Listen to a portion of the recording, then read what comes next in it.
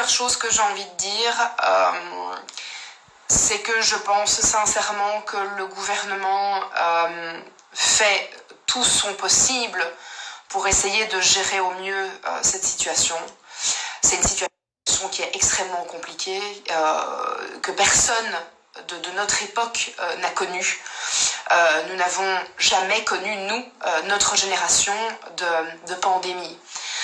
Je pense que personne n'est préparé à réellement gérer une situation pareille. Et il est clair que les décisions partent parfois dans tous les sens. Il est clair qu'on a l'impression que certaines décisions n'ont aucun sens.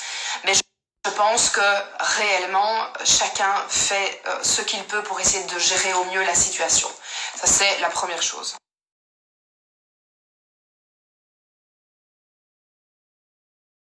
Mademoiselle Marie Lopez, plus connue sur les réseaux sociaux sous le pseudo d'Enjoy Phoenix, va être invitée à l'Élysée pour parler avec le porte-parole du gouvernement et s'adresser aux jeunes. On nous promet du sans filtre, mais que veut-elle dire par sans filtre, alors qu'il n'y a aucune transparence sur les questions envoyées et donc nous n'aurons pas connaissance du triage et des critères de sélection des questions. Sera-t-il question des tests PCR et du nombre de cycles d'amplification, du fait que plus on fait de cycles, comme c'est le cas en France où l'on fait 45 cycles, et plus le taux de faux positifs augmente? Sera-t-il question de la fermeture des lits d'hôpitaux, et cela même pendant la crise? Sera-t-il aussi question de la saturation des hôpitaux, tous les hivers depuis plusieurs années? Je vous laisse un extrait à la fin de la vidéo qui vous explique cela. Sera-t-il question de la mise sur le côté des généralistes? Posera-t-on la question de pourquoi on les a empêchés de prescrire librement? Pourquoi, sur la base de l'étude bidon du Lancet, on a interdit une molécule, à savoir l'hydroxychloroquine? Sera-t-il aussi question des conflits d'intérêts entre les médecins qui conseillent le gouvernement et les labos? Cette liste de questions pourrait être encore et encore complétée, tant cette histoire soulève de questions. À ce propos, Mademoiselle Lopez ainsi que d'autres collègues influenceurs pensent, comme beaucoup de citoyens, que l'État a fait ce qu'il peut pour gérer la situation et que nous n'avions jamais vécu ça, ce qui est faux. Je vous renvoie, pour les plus récentes, au sida et à la grippe A H1N1 en 2009. Quant à la gestion, le manque de réactivité, voici un rappel dans des extraits du livre du professeur Perron. Y a-t-il une erreur qu'ils n'ont pas commise? Quand j'ai quitté le ministère, je pleurais, parce que je savais que la vague de tsunami était devant nous. Ces propos sont ceux qu'Agnès Buzyn tient à Ariane Chemin, le 17 mars, dans les colonnes du journal Le Monde. Donc elle savait que le coronavirus allait arriver en France, et que ça allait être dramatique, un raz-de-marée, puisqu'elle parle de tsunami. Je pense que j'ai vu la première ce qu'il se passait en Chine. Elle précise que vers le 20 décembre, un blog anglophone alerte sur cette nouvelle pneumonie étrange. Elle est donc alarmée. Ça peut être un virus inconnu, qu'on ne va donc pas forcément savoir éradiquer, puisqu'elle ajoute « étrange ». Le 20 décembre, j'ai alerté le directeur général de la santé. RAS, elle est réactive. Elle le prévient tout de suite de ce qu'elle sait. Le 11 janvier, j'ai envoyé un message au président sur la situation, dit-elle. Elle met donc 21 jours de plus à prévenir Emmanuel Macron. Le 24 janvier, elle s'adresse à la France et dit que le risque d'importation du virus depuis Wuhan est quasi nul, alors que l'épidémie a commencé à peine 3 mois plus tôt, que la Chine enterre ce jour-là son 41e mort du coronavirus et que nous, on a déjà 3 cas avérés. Il est donc de notoriété publique que la maladie peut faire mal. Le 30 janvier, elle dit « J'ai averti Édouard Philippe que les élections ne pourraient sans doute pas se tenir. » On est donc 6 jours après qu'elle ait dit qu'on n'avait rien à craindre. Mais en off, elle s'inquiète de la vitesse fulgurante à laquelle le coronavirus se répand. Faire des erreurs est une chose, mentir aux Français et notamment au personnel soignant en est une autre. Voici ce que dira M. Véran, le 18 février. D'abord, je n'ai pas besoin de vérifier que la France soit prête. La France est prête. Et elle est prête parce que nous avons un système de santé extrêmement solide. Le 23 février. il n'y aura pas un seul département français qui ne sera pas équipé pour faire face à la menace épidémique. Le 3 mars. L'hôpital français est prêt. La médecine de ville est prête. Nous faisons en sorte de fournir tout le matériel nécessaire.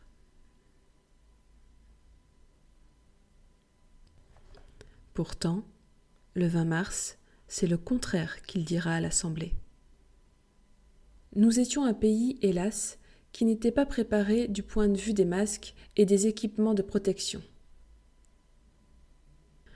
Je vous invite aussi à prendre connaissance des entretiens de l'avocat Maître Divisio sur ce sujet et vous faire une vraie idée sur la responsabilité de nos décideurs. Dans un autre chapitre, le professeur Perron nous apprend que diverses plaintes ont été faites contre le gouvernement. Plus de 600 médecins portent plainte contre Agnès Buzyn et Édouard Philippe, qu'ils accusent, dans leur gestion de la crise du coronavirus, de mensonges d'État. Le collectif Interurgence dépose plainte contre X pour abstention volontaire de prendre des mesures visant à combattre un sinistre, homicide volontaire, mise en danger délibérée de la vie d'autrui, et que le collectif dit saisir la justice dans l'objectif d'accélérer la prise de décision du gouvernement dans une livraison urgente de matériel médical. 3 médecins immédiatement suivis par 1500 autres portent plainte pour impréparation face à une pandémie qui était prévisible. Un réseau d'avocats et de militants porte plainte aussi. Il est suivi par 159 000 Français sur son site plaintecovid.fr. Évidemment, nous savons que cette invitation d'influenceurs à l'Élysée n'est qu'un coup de communication pour dire que l'État fait quand même bien son boulot. Et puis, au passage, taper sur les doigts des jeunes. Aucune question fâcheuse ne sera posée. Circulez, il n'y a rien à voir. L'État vous ment pour votre bien, mais vous êtes trop bête et ingrat pour vous en rendre compte. Pauvres Gaulois réfractaires. Et moi, je connais tous les hivers à Paris, les lits de réanimation sont totalement saturés. Nous transférons des patients à Orléans, à Chartres, tous les hivers. En temps normal déjà. En temps normal. Avant la période, on n'en parlait jamais. Avant la période bien sûr, Covid. on n'en parle pas. Alors que nous, on en parle tous les jours. On demande des lits supplémentaires. Rien ne nous est accordé. M6 Info. Cette dame est arrivée ce matin à l'hôpital. Le diagnostic est posé. Elle est grippée. Ces patients vont s'ajouter aux autres patients qui se présentent habituellement aux urgences et avec un encombrement des lits d'hospitalisation. Là, on est dans une situation où l'hôpital n'a plus aucun lit d'hospitalisation. Situation inquiétante dans les services d'urgence. Une centaine d'établissements viennent de déclencher ce qu'on appelle le plan hôpital en tension. En termes simples, cela signifie qu'il n'y a plus assez de lits. Les patients sont parfois soignés à même les brancards dans les couloirs. Une situation de crise qui devient permanente. Et vous allez l'entendre, les personnels sont à bout de souffle. Des brancards un peu partout. Aux urgences de l'hôpital de Toulon, c'est une journée comme les autres. Et le personnel est à bout de souffle. Les urgences sont en surchauffe sur l'ensemble du territoire, avec l'hiver, la grippe. Dans cet hôpital de région parisienne, les malades de la grippe affluent. L'hôpital est surchargé. On est actuellement en état de saturation d'hospitalisation. On n'a plus de place à l'hôpital. On appelle les soins de suite rééducation, les unités gériatriques aiguës. Ils sont pleins.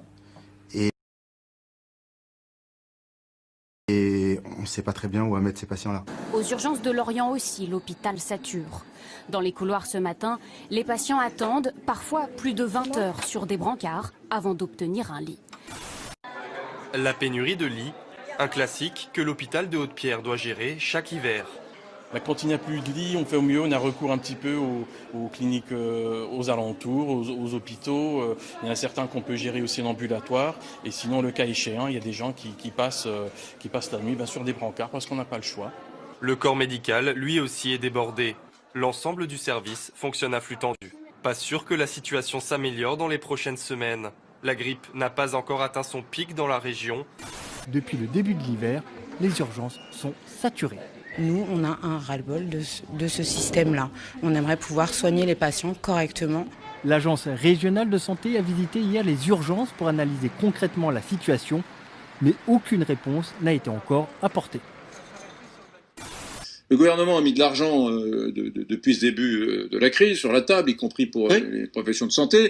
Il y avait 5000 lits de réa, 5000 lits de réa au mois de mars. Il y en avait apparemment 25 000 en Allemagne. Voilà, et il y en a toujours 5000. Et là, on nous dit, non mais il y en a 5000, mais attention, il y a tellement eu d'opérations qui ont été déprogrammées, reprogrammées, qu'il y en aura encore moins de disponibles au mois d'octobre qu'au mois de mars. C'est-à-dire qu'on a mis des milliards d'argent du contribuable. Le contribuable a été généreux, il a bien voulu payer ses impôts, il a bien voulu financer ça, pour se retrouver dans une situation où il y a moins de lits de réa en octobre qu'au mois de mars. Et c'est du délire. Et c'est pire que ce que tu dis, parce que en plus de ça, pour des mesures d'éviter la contamination entre les malades, les chambres à 2 lits sont devenues des chambres à 1 lit. La grippe en 2017 a fait 30 000 morts de la même façon, sans que personne n'en parle. Voilà. Oh ben voilà.